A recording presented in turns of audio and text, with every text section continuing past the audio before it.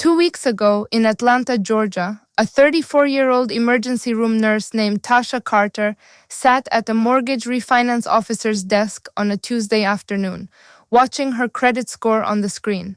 You may remember Tasha from earlier in this series. She's the one who built her score from 712 to 798 across 6 months of disciplined credit moves, helping her qualify for a much better mortgage rate. Today, that score read 784. Tasha said, "That can't be right. I haven't missed a payment. I haven't taken on new debt. What changed?" The mortgage officer pulled up the detailed credit report, scanned the accounts, then pointed at one specific line. She said, "Your Citi Diamond Preferred. The credit limit dropped from $9,400 to $4,200 6 months ago. Did you know about that?" Tasha didn't know. She hadn't used the Citi card in about 14 months. It was sitting in a drawer because she preferred her newer cards.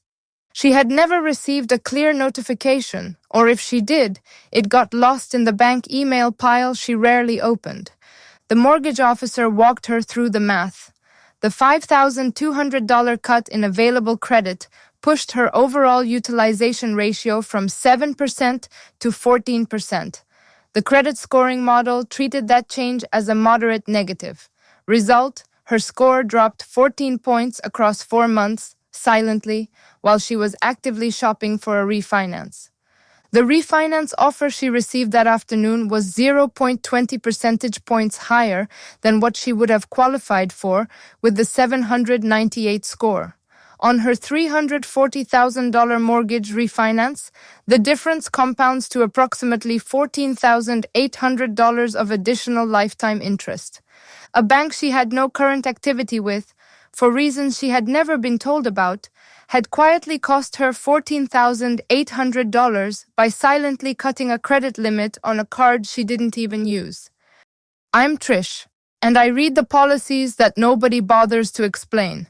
So the specific bank practice that's quietly reducing credit limits across the country, the 3 moves that protect you before it happens, and the playbook for reversing a reduction if it's already hit your accounts, you're going to know by the end of this video. Here's the dynamic that makes this trap so dangerous. Banks have always had the right to reduce credit limits on customer accounts. It's in the standard card member agreement everyone signs and nobody reads.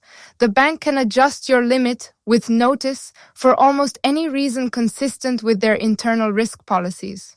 What's different in 2026? Banks are exercising this right more aggressively than they have at almost any point in the past decade. Multiple major issuers, Chase, Capital One, Citi, Discover, Bank of America, have quietly tightened their credit risk parameters. Limits are being reduced on millions of accounts. The reductions are often silent, buried in account update emails, easily missed in paper statements, or executed without the kind of clear notification that gets a customer's attention. The triggers are mostly things that have nothing to do with how you've behaved on the specific card being reduced. Inactivity on the card. Even if you've been a perfect customer for 15 years, an unused card can be reduced for non-engagement. Credit score changes anywhere on your report. A late payment on a different card from a different issuer can trigger a limit reduction on cards that have nothing to do with that incident. Cross-issuer utilization. If your usage on other cards goes up, banks read that as elevated risk and may reduce limits on the cards you're not using. Mortgage applications. Yes, applying for a mortgage can actually trigger limit reductions on credit cards because banks see the upcoming large debt as elevated risk.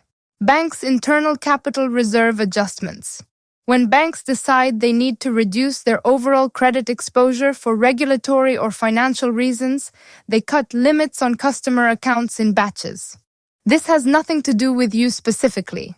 The result, a working professional with a clean credit profile can suddenly find their utilization ratio inflated, their score reduced, and their borrowing power compromised because of decisions made inside a bank's risk department that they will never be told about clearly. One thing before Marcus's framework. Federal law, specifically the Truth in Lending Act and Regulation Z, requires banks to provide written notice when they reduce a credit limit. Generally, the notice must be sent at least 45 days before the change takes effect for substantial changes, or with the next billing statement for smaller changes.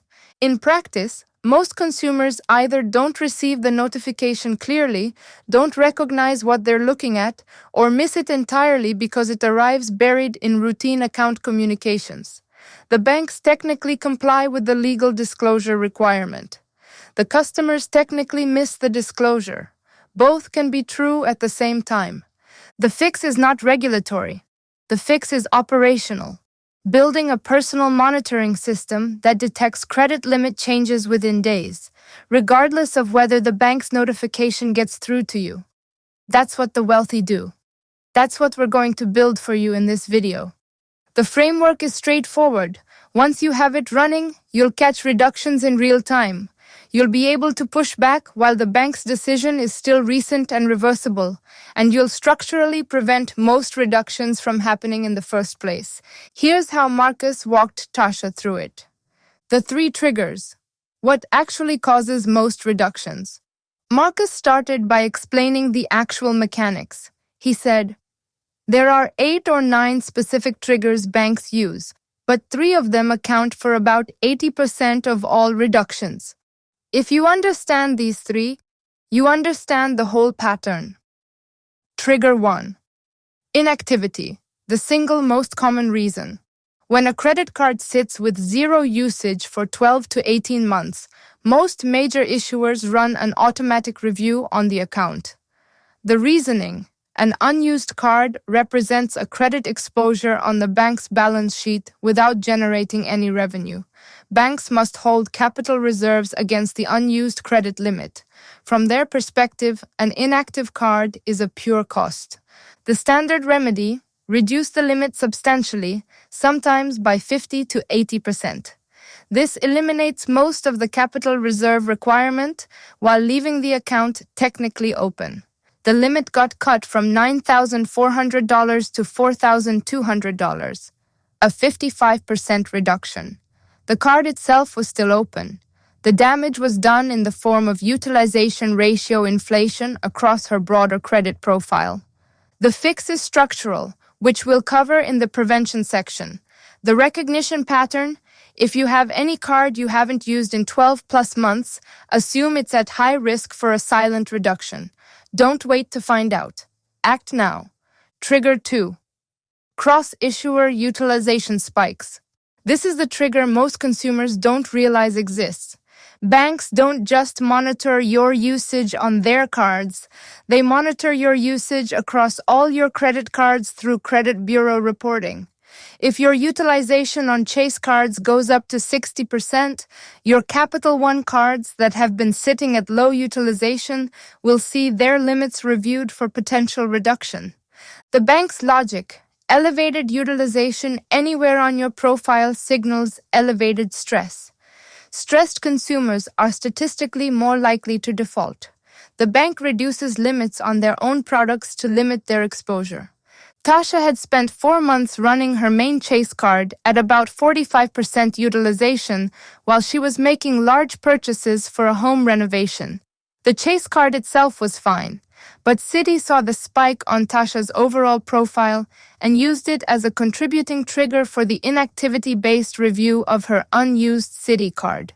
The fix: keep your utilization on any single card under 30%, ideally under 10%, regardless of which card. The credit bureau reporting is monthly. Your snapshot during high utilization months is what other banks see and use to calibrate their risk models on your other cards. Trigger 3. Adverse credit events anywhere on your report. Same dynamic, different specific event. A late payment, a collection account, an inquiry for a large new loan, a public record, judgment, bankruptcy, tax lien, anywhere on your credit report can trigger reductions on cards that have nothing to do with the event. For working professionals with generally clean credit, the most common version of this is the mortgage application or large auto loan inquiry. Banks see the pending new debt and respond by reducing the borrowing capacity on their existing products. The behavior is essentially defensive. They're protecting themselves against your potential overextension by limiting the credit they've extended. For working professionals, if you have a mortgage application, refinance, or major loan inquiry pending, expect potential limit reductions across your credit cards during the 60 to 120-day window around the application. Build that into your planning. Don't be surprised when it happens. The detection system. Catch reductions within days. Marcus moved to the second piece of the framework. He said, most damage from credit limit reductions happens because customers don't notice for 3 to 6 months. By then, the Bureau has reported the change, the score has dropped, and the customer is making borrowing decisions based on outdated information about their own credit profile. The detection system fixes that. The detection system has 3 components. None of them require sophisticated tools. All of them are free. Component 1. Credit Karma or Credit Sesame Weekly Check. Both Credit Karma and Credit Sesame are free credit monitoring services that pull your TransUnion and Equifax data and update weekly. They send notifications whenever any of your credit limits change. Sign up for one of them. Set the notifications to email or app push. Check the app at least weekly, even if no notification arrives. You'll catch any limit change within 7 to 14 days of when it happens, usually before the change shows up on your FICO score. Tasha had a Credit Karma account but had stopped checking it. The notification about her Citi limit change came through on time. She missed it because she'd unsubscribed from the email alert 6 months earlier. Marcus had her resubscribe and set the app to push notifications. Component 2. Direct Issuer Monitoring. Inside each of your bank's apps and online portals, find the section where your current credit limit is displayed. Check this monthly for every single card you have, including cards you don't actively use. The check takes 60 seconds per card. The discipline is logging into cards you haven't touched in months. Most people don't do this. The wealthy do. If a limit has changed, you'll see it inside the bank's portal before you'd see it on Credit Karma. The portal data is real-time. The Bureau reporting takes 30 days. Component 3. Quarterly Credit Report Review. Once a quarter, pull your full credit reports from annualcreditreport.com. Federal law allows free weekly access to all 3 Bureau reports. Once a quarter is sufficient for normal monitoring. Look at every account, check every credit limit, check every utilization figure, compare it to what you expect. Discrepancies, including silent limit reductions, become visible immediately when you do this systematically. The reversal playbook, if it's already happened. Marcus moved to the third piece. He said, if you discover a reduction has already happened, you have a 30 to 90-day window to potentially reverse it before the bank treats the decision as final. The playbook has 3 steps in order. Step 1. Call the bank directly. Same day if possible. Don't email. Don't use the chat function. Call the number on the back of the card and ask to speak with the Credit Limit Review Department. Open the conversation with, I see my credit limit was reduced on this account. I'd like to understand the reason and request reinstatement of the prior limit. The rep will pull up the account notes. They'll see the trigger that caused the reduction. Sometimes the trigger is obvious, long inactivity, late payment, and the reduction is final. Sometimes the trigger was a soft signal, mortgage inquiry, cross-issuer utilization, and the rep can submit a manual reversal request. The success rate on manual reversals within 30 days of the reduction, about 35 to 40%. Within 60 days, about 20 to 25%. After 90 days, under 10%. The window matters dramatically. Step 2. Provide updated income or financial information if appropriate. If your income has increased meaningfully since the bank's last review, providing the updated information can shift the bank's risk assessment in your favor. This is one of the limited situations where voluntarily updating your income with the bank is strategically beneficial. A deliberate ask in a specific context with a specific desired outcome. Step 3. Escalate to retention if the frontline denial is firm. If the rep tells you the reduction is final, ask politely. Can you transfer me to the retention or customer relations department? I'd like to discuss whether keeping my account fully active makes sense at this reduced limit. Retention departments have authority that frontline reps don't have. They can reverse reductions that the standard review process couldn't. They can also offer alternative solutions, fee waivers, retention bonuses, product changes that may or may not include the limit increase. The prevention system, structural fixes. Prevention move 1. Keep every card active with at least one small recurring transaction. The streaming service autopay framework Tasha used to repair her score in earlier videos works in reverse here too. A $9.99 Netflix subscription on the Citi card she ignored for 14 months would have prevented the inactivity trigger entirely. Cost? 0, since the Netflix bill is being paid anyway. Benefit? Permanent protection against inactivity reductions across every card. Prevention move 2. Never let any single card's utilization exceed 30% in any given billing cycle, even temporarily. Spread large purchases across multiple cards. Pay down balances mid-cycle if needed. The Credit Bureau reports monthly snapshots, and a single high utilization snapshot can trigger reviews across your other accounts. Prevention move 3. Time major loan applications carefully relative to your credit card profile. If you're planning a mortgage in the next 6 months, optimize your credit profile starting now. Pay down all balances. Activate all dormant cards with small recurring charges. Pull your reports and verify everything looks right. Then apply. 3 objections come up here. Let me handle them. Objection 1.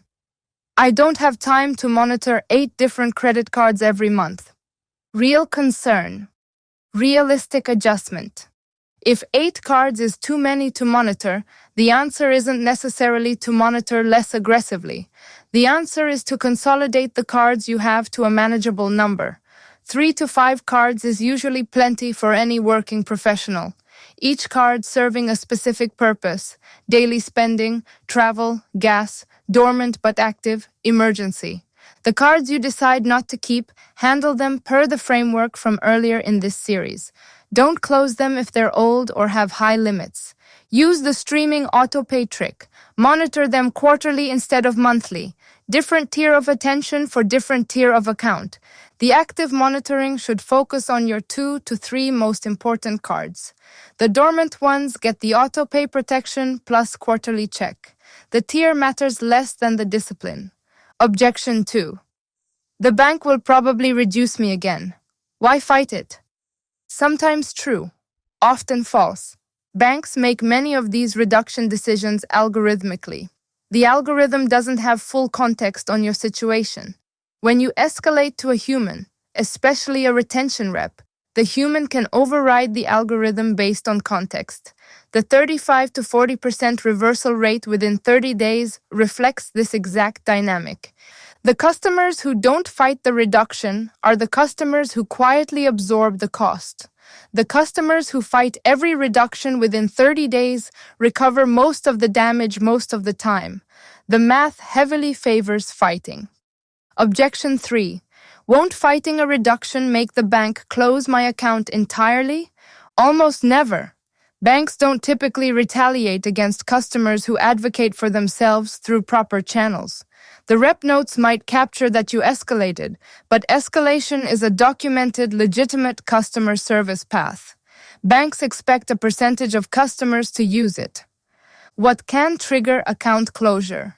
Being abusive to reps, threatening legal action without basis, or demonstrating financial behavior that signals high default risk. calmly requesting reinstatement of a recently reduced limit, providing updated financial context, and escalating politely to retention falls well within normal customer behavior. No closure risk in itself. The fear of bank retaliation is usually overblown. The bank's interest is keeping good customers and managing risk on bad ones.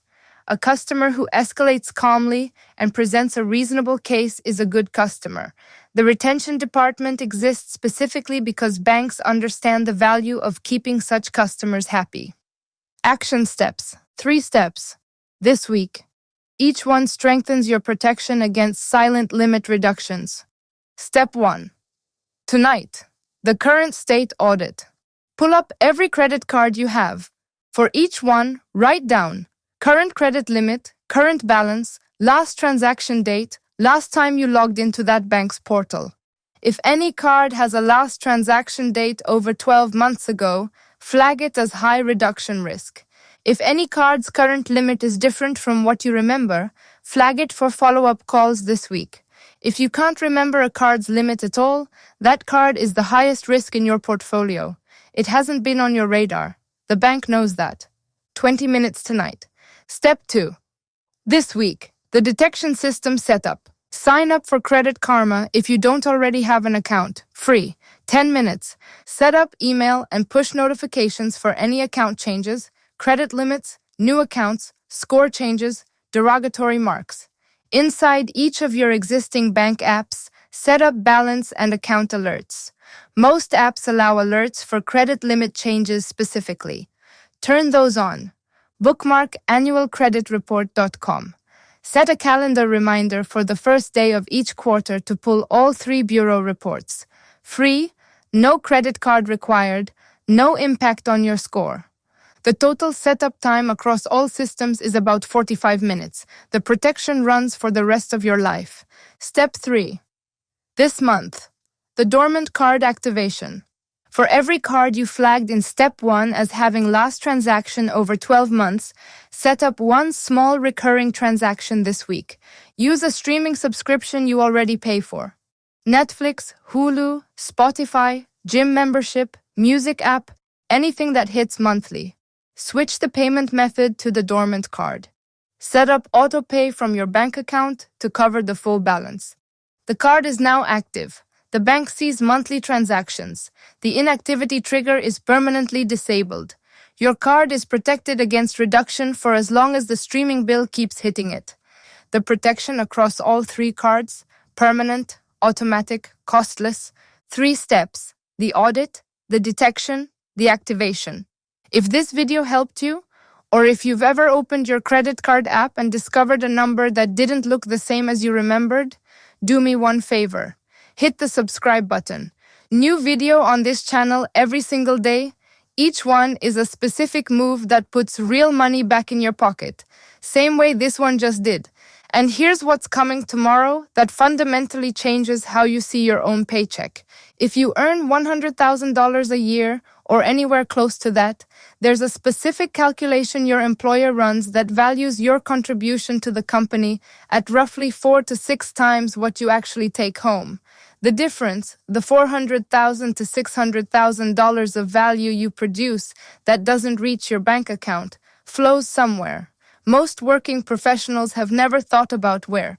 Tomorrow, I walk you through the exact math employers use to calculate the value of your work, why your $100,000 salary is worth approximately $20,000 to your company in profit terms, and the 3 specific negotiation moves that capture more of that value for you across the next 5 to 10 years of your career. If you earn a salary, and especially if you've ever felt like the value you produce isn't reflected in what you take home, tomorrow's video will explain exactly why, with the specific numbers your HR department is hoping you never run. I'm Trish. Talk to you then.